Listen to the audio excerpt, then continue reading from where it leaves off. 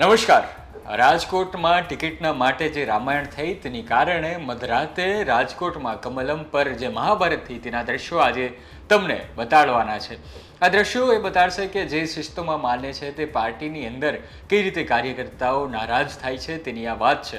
અત્યારે સ્થાનિક સ્વરાજ્યની ચૂંટણી આવી ગઈ છે અને જોતામાં જે રીતે આખો માહોલ બની ગયો છે અને એક દિવસની અંદર જે સાંજ સુધી જે નેતાઓ ફોનની રાહ જોતા હતા, ફોનની સામે બેઠા હતા કે હમણાં ફોન આવશે કાર્યાલયથી, હમણાં ફોન આવશે અને કહેશે કે તમને ટિકિટ મળી ગઈ છે, તેઓને રાત પડતામાં ફોન ના આવ્યો અને પછી ટિકિટનું જે હતું ઉમેદવારી પત્રક તે જાહેર થયું ને તેમાં તેમના નામ ન નીકળતા સમર્થકોને ફોન ગયો અને સમર્થકો પછી ભારે માત્રામાં હો હલ્લા કરતા જોવા મળ્યા. અને આવું ખાલી રાજકોટમાં નથી થયું, વડોદરા, સુરત અને ઘણી બધી જગ્યાએ આવી રીતે અમદાવાદમાં પણ ઘણી બધી જગ્યાએ સમર્થકોએ કમલમ જે છે તે કાર્યાલયને માથે લીધું હતું. ને અત્યારે આપણે જે વાત કરી રહ્યા છે તે રાજકોટની વાત કરી રહ્યા છે.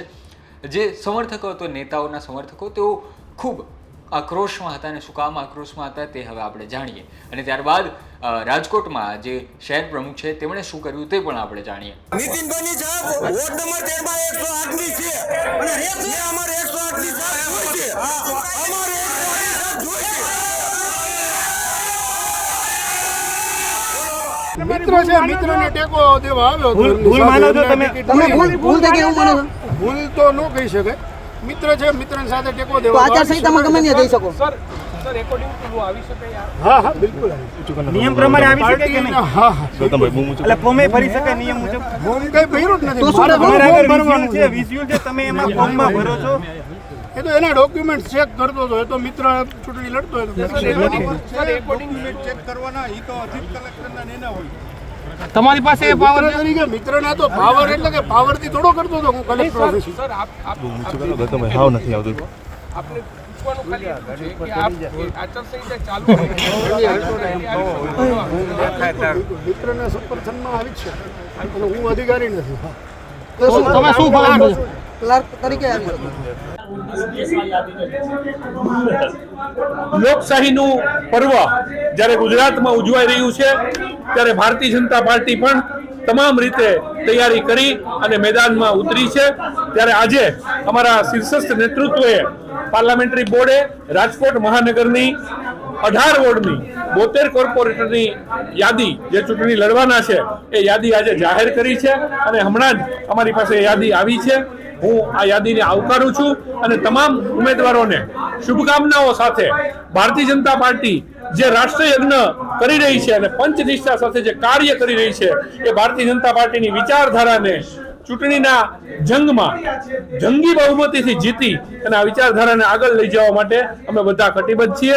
ભારતીય જનતા પાર્ટી પૂર્ણ રીતે આ ચૂંટણી માટે તૈયાર છે. ત્યારે ઉમેદવારોની જે સૂચિ જાહેર થઈ છે એ સૂચિને હું આવકારી અને તમામ ઉમેદવારોને ખૂબ ખૂબ શુભકામના પાઠવું છું.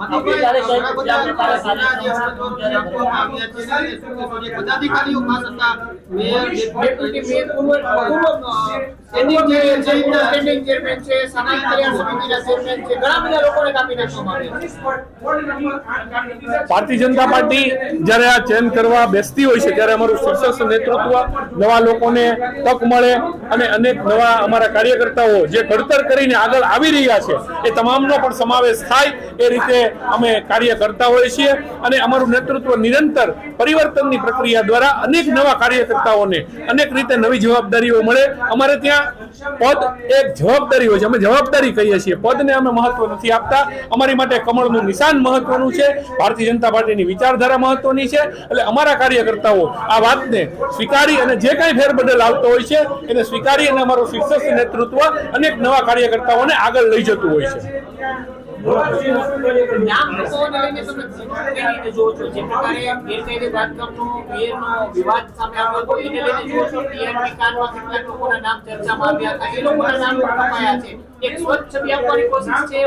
ભારતીય જનતા પાર્ટી હંમેશા સ્વચ્છ છબી સાથે જ કામ કરતી રહી છે અને ભવિષ્યમાં પણ કામ કરતી રહેશે. પણ આ કોઈ કારણો આમાં લાગુ એટલે નથી પડતા. હું માનું છું કે અમારું શીર્ષસ્થ નેતૃત્વ સારા કાર્યકર્તાઓને અન્ય જવાબદારીમાં પણ લેતી હોય છે. ત્યારે આ જવાબદારીનો એક ભાગ પૂર્ણ થયો હોય આમાં અનેક નવા કાર્યકર્તાઓને તક આપી અને જે અમારા ઘડાયેલા કસાયેલા કાર્યકર્તાઓ છે એનો અન્ય જગ્યાએ ક્યાંય પણ પાર્ટી એની રીતે ઉપયોગ કરશે.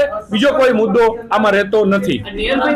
5 વર્ષ સુધી વિરોધ કર્યો હતું એના કારણે એની ટિકિટ કપાણી છે. ચિમનભાઈ શુક્લ પાર્ટીના સ્થાપકો પૈકી એક છે.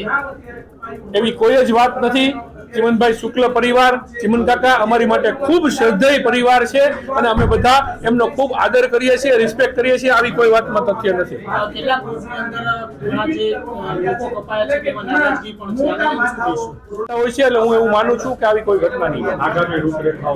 આગામી રૂપરેખામાં આવતીકાલે સવારે અમે સરદાર પટેલ સાહેબના સ્ટેચ્યુ પાસેથી અમારો એક જબરજસ્ત જંગી વિજય વિશ્વાસ સંમેલન થશે અને ત્યારબાદ અમારા ઉમેદવારો ફોર્મ ભરવા જશે અને ફોર્મ ભરી અને અમે ચૂંટણી કાર્યના શ્રી ગણેશ કરીશું. પરંતુ અમે હજી હમણાં જ ગયા અઠવાડિયે 5 તારીખે અમારો જે સ્થાપના દિવસ હતો એના પૂર્વ દિવસે અમે બધાએ એક બૂથમાં અમારો એક વખતનો લોક સંપર્ક, અમારા જે કરેલા કાર્યો છે, અમારા માનનીય વડાપ્રધાન શ્રી નરેન્દ્રભાઈ મોદીએ જે દૂરંદેશીથી ભારત દેશને આગળ વધાર્યો છે એ કાર્યોને લઈ અને અમે દરેક ઘરે એક વખતનો સંપર્ક અમારો પૂર્ણ થઈ ગયો છે.